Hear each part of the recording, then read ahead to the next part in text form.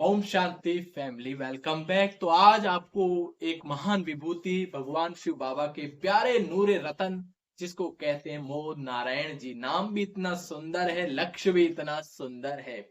और बाबा हमेशा गरीब निवाजों के हृदय में रहता है। इसलिए किसी ने क्या खूब कहा है कि भगवान को मनुष्य आत्मा का हृदय पसंद है। कि भगवान को मनुष्य आत्मा का हृदय पसंद है, क्यों? क्योंकि भगवान मनुष्य के हृदय की बात सुनता है, जबकि मंदिर में जाके मनुष्य अपनी चलाता है। तो याद रखना, हमें अपने हृदय को हमेशा शुद्ध और साधारण रखना। इसलिए बाबा हमेशा कहता है, सच्चे दिल पर साब राजी। बाकी उनके अनुभवों को आप जाने, देखें, सुने, और आपको कैसा लग रहा है आप अपने जरूर बताएं। क्योंकि अनुभव हमारी जिंदगी को बढ़ाते हैं, अनुभव हमारे अंदर उमंग पैदा करते हैं। हर किसी के अनुभव सुनने से बहुत सारी शिक्षाएं मिलती है। और ये अभी थोड़े दिन ज्ञान में चल रहे हैं, तो इनको जैसे जैसे बाबा की टचिंग होती जाएगी, जैसे जैसे अनुभव होता जाएगा, इनको अलग अनोखी अनुभव अनुभव होते जाएंगे, जो ऐसे रत्नों को आपके द्वारा मिलाते रहेंगे। बाकी मस्त रहें, स्वस्थ रहें, आबाद रहें, दिल्ली रहें चाहे फरीदाबाद रहें, लेकिन याद रखना, शिव बाबा को सदा याद करते रहना। एक शिव बाबा की याद ही मात्र है जो हमारे जन्म जन्म के पापों को काटने का आधार है। बाबा कहते हैं तुम्हारे पाप दो तरीके से कटेंगे, एक योग बल से, एक भोग बल से। तो हमें साधारण तरीके से काटना है, योग बल से। अगर हम सजा खाकर जाएंगे तो बाबा कहते हैं तो मानी मोचरा हो जाएगा, कि सजा भी मिली, पद भी नहीं मिला। बाकी ज्यादा बात ना करते हुए हम उनसे मिलाते हैं। Okay my dear family, let's go. ओम शांति। ओम शांति। ओम शांति। Welcome back. तो आज हम फिर से एक प्रभु के परवाने को मिलाने जा रहे हैं आप सभी के साथ। और इस अनुभव की श्रृंखला में सबसे पहले हमारे साथ जुड़े हैं मोद नारायण जी, जो कई वर्षों से बाबा के ज्ञान में है। माना कुछ साल हुए हैं वैसे तो। बाकी बाबा कहता है कलप कलप की बिछड़ी हुई आत्माएं हैं, तो समझ लो बहुत काली। इसलिए बाबा कई बार कहता है कि मीठे मीठे सिकी लदे बच्चे, अर्थात जो बहुत काल से बिछड़ गए। वैसे तो हम आत्माएं जैसे ही परम धाम से उतरी, तब से ही उस परमात्मा से बिछड़ते चले गए। लेकिन द्वापर में आकर हमारे अंदर देह विमान की माया इतनी चढ़ गई कि हम ईश्वर परमात्मा बाबा को भूल गए। लेकिन परमात्मा शिव बाबा रहम दिल है और प्यार का सागर है, और वो आकर फिर से प्रजापिता ब्रह्मा के द्वारा हमें फिर से चुनता है, हमारी भक्ति का फल देता है। और ये सबसे बड़ी हैरानी की बात है कि हम परमात्मा को द्वापर से सर्वव्यापी कहते हैं, कण कण में कहते हैं, और हमारे हर कर्म विक्रम भी बनते हैं। लेकिन उसने हमारे हृदय की भावना को देखते हुए अपना बनाया ब्रह्मा बाबा के द्वारा, जिसे हमें ब्रह्मा मुख वंशावली ब्राह्मण कहलाते हैं। उन ब्राह्मणों को भी बाबा फिर से राजयोग की शिक्षा देकर उनके अस्तित्व को जगाता है कि तुम कौन हो, तुम्हारा रियल परिचय क्या है। बाबा ने ऐसे बाबा के लाखों बच्चों को अपना बनाकर फिर से देवता बनने की पढ़ाई पढ़ा रहे। उन्हीं लाखों बच्चों में से बाबा का एक अनमोल रतन, जिनका नाम है मोह नारायण जी, जो हमारे आज समीप है। आज हम उनसे उनके अनुभव को जानना चाहेंगे कि कैसे वो ज्ञान में आए, और इस ज्ञान में आकर उन्हें लाइफ में क्या क्या परिवर्तन होता जा रहा है। तो हमारे बीच में है मोहन नारायण जी। तो मोहन नारायण जी जो बाबा के बहुत सुंदर रतन हैं और बाबा की सेवा अथक रूप से करते हैं, तो हम आज जानना चाहेंगे कि भाई साहब, आप ज्ञान में आने से पहले आपकी लाइफ क्या थी? ओम शांति। लाइफ ऐसी था कि गांव में हम लोग लौकिक में, भक्ति में, गृहस्थ व्यवहार में थे।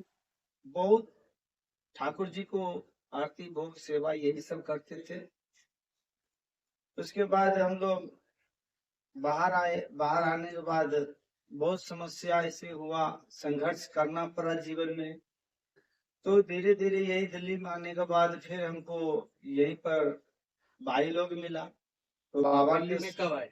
मतलब कौन कुछ कितने साल हुए लगभग आपको? दिल्ली में 2006 में आए थे। लगभग तीन गो भाई साहब, 2006 और आज 24, हम्म। 2024 है, मतलब काफी दिनों से दिल्ली हाँ। में है।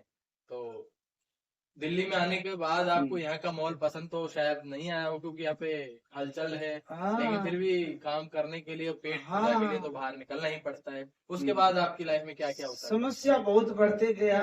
बच्चे भी था, लौकिक में हमारे बच्चे भी था, ऐसे ऐसे समस्या में था। कितने फिर बच्चे आपके? 3 बच्चे हैं थे। तीनों बच्चे में एक बच्चे का ऐसे समस्या आया था कि ब्लड कैंसर की शिकायत हो गई। अच्छा। तो हम हरियाणा सिरसा जिला में दिखाए, फिर वहां से रेफर करके दिल्ली आए। दिल्ली में एम्स में, कलावती हॉस्पिटल में, कई हॉस्पिटलों में उसको दिखाए। ब्लड पर ब्लड चढ़ते गया, मगर फिर भी कुछ कंट्रोल होते गया।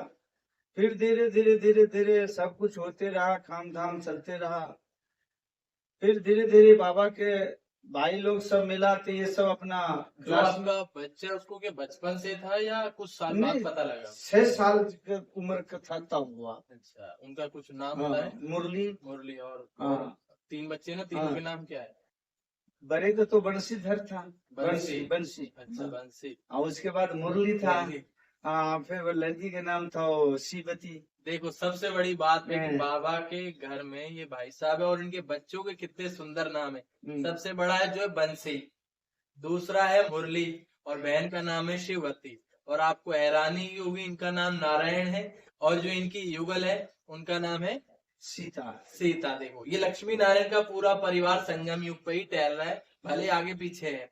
अच्छा भाई साहब, अब ज्ञान में आपको कैसा लगता है जब से आप बाबा के यहाँ आए हो? हाँ, जब से हम आए हैं 2016 यार से, जब बाबा के हम आए घर तो कब आया? 2016 के 2016 में आए। हाँ, अच्छा, 16 कला संपूर्ण। हाँ, 16 में जब आए तब पहला क्लास जो पहला पॉइंट जो दिया बाबा ने, यहाँ पर पढ़ाया गया कि तुम आत्मा हो, तुम शरीर नहीं। अच्छा, तो उसी दिन से मैं भी देखा कि शरीर का भान छूटते छूटते मैं केवल प्योर कर दिया कि मैं आत्मा ही हूँ। अच्छा। विघन तो बहुत आता रहा, मगर आत्मा पर सिद्ध हो गया कि मैं ही आत्मा हूँ। तो आपको लाने के निमित्त कौन बना? आने आपको का निमित्त परिचय यहाँ कैसे पर मिला? परिचय एक डॉक्टर बिट्टू भाई था, अच्छा, वो हमें जो है ले गया। और पहले तो जो बीमार था लड़का, वही पहले गया वहां पर। अच्छा। वो हमें से क्वेश्चन करते रहा घर पर कि पापा ये पूजा पाठ करते हो, धूप अगरबत्ती करते हो, ये शिव शिव अंदर में, शंकर बाहर में, ये सब क्वेश्चन होते रहा। तो फिर हम बाबा के घर पर आए तो वो सारा बात का डिटेल हमें पता चला कि ऐसी ऐसी बात है। अच्छा, मैंने सुना है आप लौकिक में भी ब्राह्मण है हाँ, और अब भी ब्राह्मण है। अभी भी। तो लौकिक ब्राह्मण जो होते हैं बड़े ही हर चीज को तर्क से देखते हैं। हाँ, तो आप बाबा के घर आए तो आपके मन में कई चीजें संकल्प चले होंगे, तो इन डाउटों को आपने कैसे क्लियर किया? क्योंकि आपने डिस्कस किया हो या तो आपने शास्त्र भी पढ़े हुए हैं, हाँ, तो आपको बाबा के ज्ञान से क्या संबंधित लगा? यही सत्य है। सत्य जो है से गीता में भी लिखा हुआ है। व्यास जी जो लिखा है गीता, उसमें कृष्ण भगवान का नाम जो दे रखा है, ये मनुष्य रूप में भगवान बाबा कह रहा है कि मनुष्य रूप में कोई भगवान आए नहीं। अच्छा, भगवान तो निराकार है, तो उस गीता में पूरे निराकार का ही ज्ञान है अच्छा। लिखा हुआ, मगर उसमें गलती ये है कि वहाँ कृष्ण का नाम दे रखा, अच्छा, वहाँ देहीधारी का नाम देहधारी का नाम दे रखा। जबकि गीता में स्पष्ट रूप से आता है कि हे अर्जुन, हाँ, देह और देह के सब हाँ, संबंधों को भूल। भूल। अब वहाँ पर श्री कृष्ण जी का स्वयं देह है, हाँ। तो वास्तव में परमात्मा कृष्ण के द्वारा वाच करते हुए कहते हैं कि हे अर्जुन, देह को भूलो। परमात्मा का स्वयं शरीर न होने के कारण वो एक साधारण तन का आधार लेता है। इसी को भक्ति में दिखा दिया। वहां सबसे पहले सतयुग के फर्स्ट प्रिंस श्री कृष्ण दिखाया। इसलिए गीता में कहते हैं शिव भगवानुवाद, अर्थात परमात्मा श्री कृष्ण के अंतिम वे तन के द्वारा वाच करता है। अच्छा भाई साहब, आपने रामायण भी पढ़ी होगी। हाँ, रामायण भी तो पढ़ी। रामायण से रिलेटेड कुछ बात बताओ जो ज्ञान से कनेक्ट होती हो। कुछ उसमें ऐसी बात हो जो आपको लगता है यार बाबा ने ये भी कहा है, वहां भी ऐसी बात है। रामायण में भी जो है लोग पढ़े तो बहुत बार, मतलब उसमें समझने की फर्क है। क्योंकि हमने वहां जहाँ सुना जो है। बाबा के रामायण और शास्त्र का सार जो बताते हैं, वो सार और अर्थ वहाँ नहीं समझते हैं। अच्छा, लौकिक में जो भी साधु या पंडित जो भी हो, वहाँ समझते नहीं है। पढ़ तो लेते हैं, अर्थ नहीं समझ पाते हैं। अर्थ का अनर्थ कर देते हैं। अर्थ को अनर्थ कर देता है। इसलिए मनुष्य एक तो ऐसे अंधा है, और अंधे का लाठी बाबा यहाँ बता रहा है कि तुम अंधे का लाठी हो, वहाँ और अंधे के और अंधे बना देता है लोग। इसलिए वहाँ पर जो है रामायण एक जीवन, एक जीने की कला है। रामायण में एक जीने की, अच्छा सुख का जीने की कला है। वहाँ राम और रावण का युद्ध सुना देता है। तो देखो, आप रामायण क्या है, हमारे जीवन जीने की एक कला है जिसको कहते हैं मर्यादा पुरुषोत्तम श्री रामचंद्र जी ने अपने परिवार में रहते ही कैसे दुख सुख को फेस किया। ऐसे ही शिव बाबा आकर हमें जो ज्ञान दे रहे हैं कि आप प्रवृत्ति में रहते हुए इस ज्ञान को ग्रहण करते हो और अपने जीवन को कमल फूल समान बनाने की शिक्षा को लेते हो। अच्छा, मैंने जो सुना है कि भक्ति में कहते हैं 4 राम है, इसका क्या मतलब है? 4 राम को तो पहले हम भी तो नहीं जानते थे। हाँ। राम राम सीताराम तो सब कहते थे। यही चीज हम लोग आरती भोग करते थे और रामायण भी इसी धुन से पढ़ते भी थे। तो ये जब बाबा के घर जब आए, सुन रहे थे पहले भक्तियों में 4 राम को निर्गुण यार में कहता था। तो हम लोग उतना समझ में नहीं आते थे कि एक राम है, राम तो एक ही है। मैं यहाँ आने के बाद उस 4 राम को सिद्ध हो गया कि 4 राम। कि पहला राम दशरथ घर, जो स्वयं को आत्मा ज्ञान जो दिया, आत्मा रूपी जो सिद्ध कर दिया, ये आत्मा राम है। आत्मा रूपी एक राम है। और जो घट घट में बसा रहा वो भी एक राम है। और एक जगत बसा रहा वो भी राम है। और एक जगत से न्यारा है वो राम है। सत्य जो संसार से न्यारा है वो निराकार है। तो आप सबने देखा कि 4 राम जो दिखाए जाते हैं वास्तव में उसका ये अर्थ है कि एक सगल पसारा, एक घटघट में वासा, एक जग से न्यारा, एक दशरथ का बेटा। तो निराकार परमात्मा जो हम सभी को आकर यही ज्ञान देते हैं, जो इस जग से न्यारा राम है, तुम उससे बुद्धि लगाते हो, उसकी मर्यादाओं में चलते हो, तो तुम्हें माया रूपी रावण कभी हार नहीं सकती। इसलिए सीता माँ जब शोक वाटिका में गई तो दुख के कारण वो आंसू बहाती गई। लेकिन परमात्मा रहम का सागर आकर हम सभी आत्मा रूपी सीता को ये ज्ञान दे रहा है कि संसार रावण नगरी है, यहाँ तो मर्यादाओं का उल्लंघन करोगे तो माया रावण रूपी तुम्हें उठा ले जाएगी, जिसके कारण तुम्हें दुख भोगना पड़ता है। इसलिए बाबा हमें रोज मुरलियों के द्वारा मर्यादा में चलना सिखाता है। अच्छा भाई साहब, ये तो बात है, लेकिन अब जब आप ज्ञान में चल रहे हो तो आपके जीवन में क्या परिवर्तन आता जा रहा है? परिवर्तन बहुत, अब जितना भी बोलूं और जितना भी इस मुख से कुछ भी बोलूं बहुत कम है, कुछ वैल्यू नहीं है। बस अपने को आत्मा समझकर अपने मन से ही, मुख से नहीं मन से ही याद करो। जितना बाप को याद करोगे उतना ही फायदा है। क्यों? तो तुम पतित आत्मा बन चुके हो ना। पतित आत्मा को पावन स्वयं भगवान आकर, निराकार आकर स्वयं निराकार आत्मा बना देता है। इसलिए सतयुग, कलयुग से तुम सतयुग में जाओगे कैसे? जब शरीर से निरोगी बनोगे, कंचन काया बनोगे, तभी तो आप जाओगे ऊपर। परम धाम के मेरा घर ही है। तो आपको जब ये ज्ञान मिला तो आपको पक्का निश्चय हो गया कि यही सत्य ज्ञान है? सत्य ज्ञान यही है, आत्मा सत्य है, शरीर तो विनाशकारी है। और आपको ये निश्चय कि यही परमात्मा है? यही परमात्मा स्वयं है, निराकार है, शिव है। वो सीध हर युग में, हर युग में, हर कल्प में वो नाम ही है शिव। क्योंकि दुनिया में परमात्मा को परिभाषित करने के लिए हर व्यक्ति अलग भाषा में हम किया है, अन्य अन्य रूप में उसका नाम भी लिया, लेकिन रूप भी बना दिया है। लेकिन आप ध्यान से देखोगे हर व्यक्ति हर भाषण में परमात्मा परमात्मा कहेगा, लेकिन उसका नाम नहीं बताएगा, नहीं। रूप भी नहीं बताएगा। चलो रूप भी बता दे, लेकिन वो कहाँ रहता है, क्या करते हैं, नहीं बताए। लेकिन जब आप ब्रह्मा कुमारी सेंटर्स में आते हैं या ब्रह्मा कुमारी संस्था में आते हैं तो यहाँ डायरेक्ट एक छोटे से बच्चे से भी आप पूछोगे कि परमात्मा का क्या नाम है, तो वो गर्व से कहता है कि परमात्मा शिव है, वो कल्याणकारी है, वो परम धाम निवासी है। तो आपको इस बात पर सच्चाई में निश्चय है? बिल्कुल निश्चय, 100% निश्चय है। क्योंकि जो भी इसको देखेगा हाँ। तो वो पूछ भी सकता है कि हाँ। इस पर आपका क्या तर्क है, आप कैसे मान सकते हैं यही परमात्मा है? आत्माओं का पिता है, सभी आत्माओं के, पूरे विश्व का आत्माओं का वो पिता है। हाँ। वो सबका कल्याण करता है। तो सबसे बड़ी बात है, जो हम सभी आत्माओं का पिता है उसकी एक पहचान, वो सर्व आत्माओं का पिता है। शरीर के सबके अपने अपने पिता है। जैसे गाय का बच्चा गाय है, बिल्ली का बच्चा बिल्ली, ऐसी आत्मा का पिता वो परमात्मा है। और परमात्मा के पिता को कहते हैं शिव। शिव अर्थात जो सदैव कल्याणकारी है। लेकिन आप जब बाबा परमात्मा के ब्रह्मा कुमारी के घर आते हैं तो परमात्मा के साथ आपका एक संबंध जोड़ने का महत्व बताया जाता है। यहाँ पे जब आप आएंगे तो यहाँ के एक एक बच्चे से आप पूछे बाबा कौन है, तो जैसे ही आप बाबा कहेंगे उसके चेहरे पर, उसकी आंखों में वो प्यार उमड़ कर आए। क्योंकि परमात्मा को हमने बहुत याद किया और कहा हे प्रभु तेरी बूंद के प्यासे हम, तू प्यार का सागर है, तेरी बूंद। आप सोचो, भगवान प्यार का सागर और बच्चा बूंद का प्यासा हो, ऐसा संभव नहीं है। बाबा परमात्मा शिव बाबा कहता है मेरे साथ कनेक्शन जोड़ो, मेरी हर शक्तियां तुम्हारी हैं। तो परमात्मा से जुड़ने, शिव बाबा से जुड़ने के बाद आपके जीवन में आनंद आता जा रहा है या बढ़ता जा रहा है? बिल्कुल आनंद बढ़ता जा रहा है, आनंद ही आनंद है। कोई भी समस्या घर में भी आता है तो बाबा की याद से ही वो समस्या दूर हो जाता है। ऐसा कोई अनुभव बताओ जो बाबा की याद से आपका टेंशन या प्रॉब्लम दूर हुआ हो। ऐसी बहुत समस्याएं हैं और बाबा की याद में जैसे अमृत बेला होता है तो हम उतना तो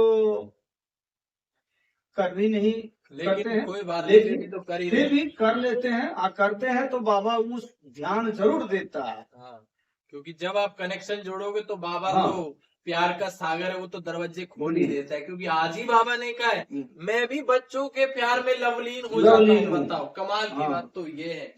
अच्छा, इस ज्ञान में आने के बाद जैसे आपकी बहुत सारी प्रॉब्लम दूर हुई, परिवार की भी, लेकिन जो आपका बेटा है जिसको आपने बताया था जिसको कैंसर था, अब वो ठीक है?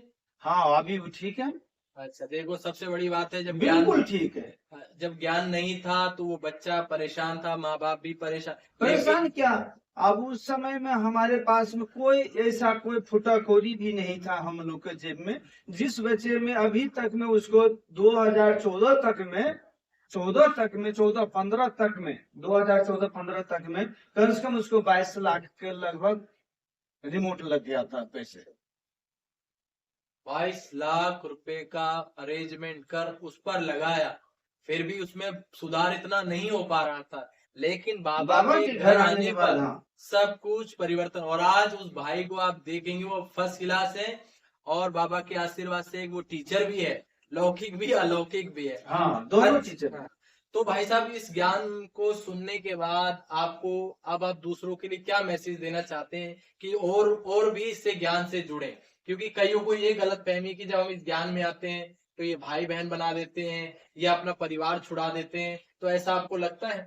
नहीं नहीं, भाई बहन तो हम शरीर में तो माता है, पिता है, भाई है, पुत्र है, पुत्री है, सब है। ये अपने शरीरधारी आत्मा रूपी तो सब हम भाई भाई हैं। ये मेन बात है, क्योंकि कईयों को यही गलत फहमी रहती है कि जब हम बाबा परमात्मा माना ब्रह्मा कुमारी से जुड़ते हैं तो ये भाई बहन बना देते हैं। रियल बात में क्या है, आपका भाई भाई, हाँ, शरीर का अपना जो संबंध है आप निभाओ, चाहे माँ का है, पिता का है, बहू का है, लेकिन अंदर की जो इंटरनल अवस्था है कि हम आत्मा उस परमात्मा के बच्चे हैं, जिसको दुनिया में भी कहते हैं हिंदू मुस्लिम सिख ईसाई, अर्थात आत्मा के रूप में हम भाई हैं। तो आने वाले जो भाई बहन है आप उनको ये भी बताओ कि हम परिवार में ही रहते हैं। कईयों को ये गलत फहमी कि हम परिवार छोड़ देते हैं, बताइए। नहीं नहीं, परिवार छोड़ने के लिए तो यहाँ तो कोई बातें नहीं है। वो तो भक्ति मार्ग में है कि ज्यादा दुखी हो जाता है तो घर बार छोड़कर वो घाट पर जंगल में साधु लोग चले जाते हैं कि चलो भगवान को तपस्या करेंगे, ध्यान करेंगे, भोजन वहीं पाएंगे, आराम से सुख से रहेंगे। मगर वो चीज सुख से नहीं होता और दुख हो जाता है उस त्यागी को। इसलिए यहाँ घर पर रहते हुए, घर का परिवार में रहते हुए भगवान को याद, स्वयं भगवान आत्माओं का बाप पिता को याद करते रहो। बस घर में ही रहो, कहीं मत जाओ, आत्मा समझकर घर में रहो। यही मेन बात है। आप घर गृहस्थ में रहकर इस ज्ञान को ग्रहण करते हैं, अपने जीवन को कमल फूल समान बनाते हैं, और जो छोड़ने की बात है वो क्या छोड़ा जाता है वो आपको बताते। मनुष्य आत्मा के अंदर जो 5 विकार हैं जो हमारे ग्रस्त परिवार को नष्ट कर देते हैं, इसलिए हमारे ग्रस्त को आश्रम क्यों कहा गया है? क्योंकि जब हम अपने विकारों को छोड़ देते हैं तो वही घर एक कैसा बन जाता है, स्वर्ग जैसा बन जाता है, जो आप चित्र में भी देख सकते हैं कि एक व्यक्ति उसको आकर, एक व्यक्ति अपने घर में झगड़ा कर रहा है, लेकिन वो क्या करता है, उसको ज्ञान मिलता है, उसको आत्मा का परिचय मिलता है, उसको स्वधर्म का परिचय मिलता है, तो वही घर स्वर्ग बन जाता है। तो ऐसी अनेक आत्माएं बाबा के घर में जो अपने सुंदर अनुभवों से हमें बताती है। तो भाई साहब, आज के लिए आपका बहुत बहुत शुक्रिया। फिर से हम आपके साथ फिर नए अनुभवों को जानेंगे। बाकी भाई साहब का बहुत बहुत शुक्रिया करते हैं क्योंकि उन्होंने अपने अनुभव साझा किए। बाकी हम बाबा को 1 मिनट के लिए धन्यवाद करते हैं और थोड़ी देर बाबा की याद में बैठते हैं।